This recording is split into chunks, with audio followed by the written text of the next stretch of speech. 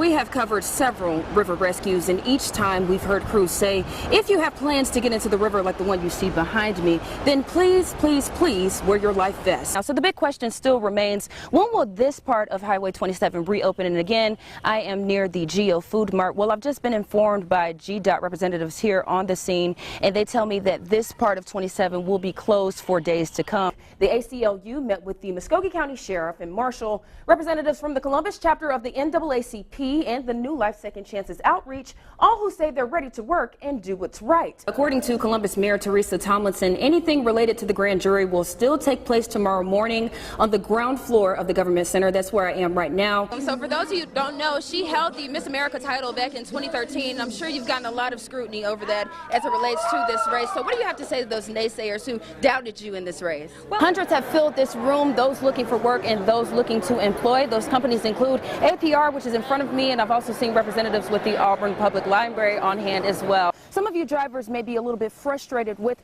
today's blockade, but let me just go behind the camera right now and show you how much water we're talking about here, where Columbus police confirmed that accident did happen. Now, as you can see behind me, the scene is starting to clear up, but as we go to video now, I can show you just how active the scene was just moments ago. If it becomes official that you will become the next mayor of Columbus, what's the first plan of action that you plan to tackle? I'm at one of those badly damaged homes right now. As you can see behind me, there's a gaping hole at the top of this house. I just wrapped up a conversation with Lee County Sheriff Jay Jones, and he tells me info regarding frequent police visits to this home you see behind me where the shooting happened will be used as part of the investigation. Today, a Muskogee County judge heard two cases involving the owners of the Ralston Towers. That's PF Holdings. The biggest case involves small business Four Seasons Lawn Company claiming either Ralston's owners or their partner, Miracle Mile Realty, were responsible for paying a near $4,000 debt. That debt, according to court records, was due in January of last year.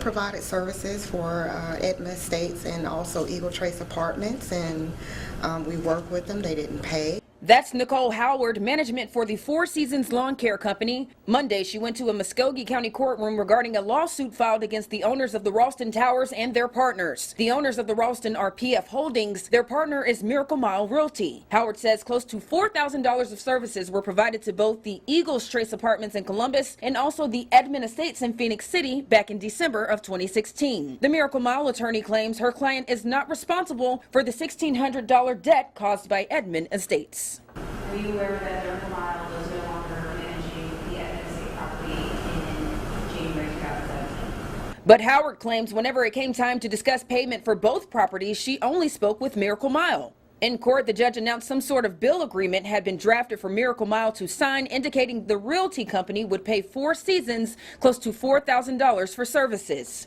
A man who claimed to be the regional director for Miracle Mile agreed he did sign the line on the agreement labeled owner. This, even though he claimed that was not his official title. Because of this, the judge ruled in favor of the plaintiff will be against Miracle Mile Realty Group for $3,850 plus the cost of the court.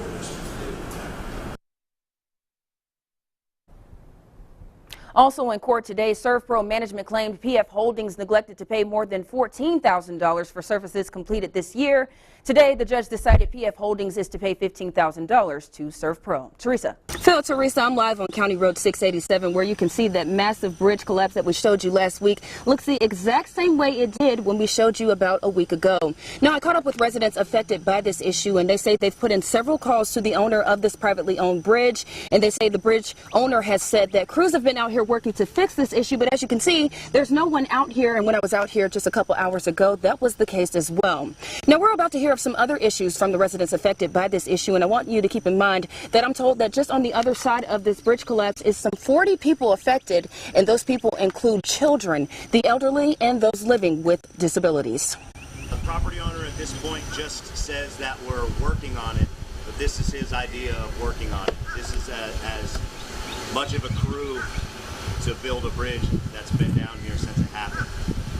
That's Kevin Cremo. He lives on County Road 687, which isn't far from Glenwood School. That's where this bridge collapsed nearly 1 week ago. The bridge is privately owned by Rock Creek Cove, LLC. Cremo says he's one of about 40 people who say they're basically stuck. There was a bridge company that was out here, and their estimate was 5 to 6 months at a minimum to get a passable structure that's safe. Cremo says he's thankful many in the valley are consistently lending a helping hand, but it's been a challenge. Tiger Tires in Auburn was nice enough to buy us a bunch of groceries and have some people deliver them to us.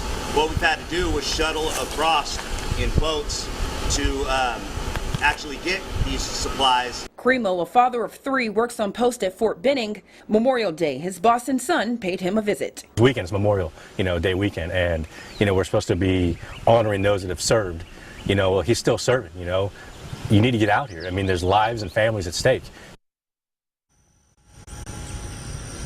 And back out here live now, I did put a call into the Lee County EMA director, and she tells me that if Alberto does impact this area, then they are prepared to assist those affected by this issue that you see behind me. She says, now when it comes to this bridge per se, they can't necessarily do anything about the bridge because, again, it is privately owned. But let's say a medical concern should arise. EMA representatives are prepared to tackle that issue if that does come up. Now, I did put a call into the owner of this privately owned bridge, but unfortunately, I was not able to get him. He did not answer the phone. I did try to leave a voicemail, but I was unable to do so because the voicemail box had not been set up. For now, though, I'll go ahead and send things back to you in the studio. Live in Lee County and on your side, I'm Ashley Garrett for WRBL News 3.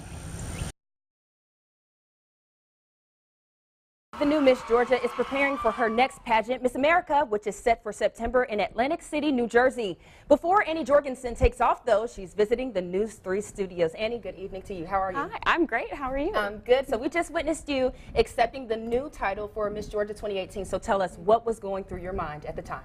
A beloved member of our community, Bishop Ann Hardman, was laid to rest today, surrounded by hundreds of friends and family members.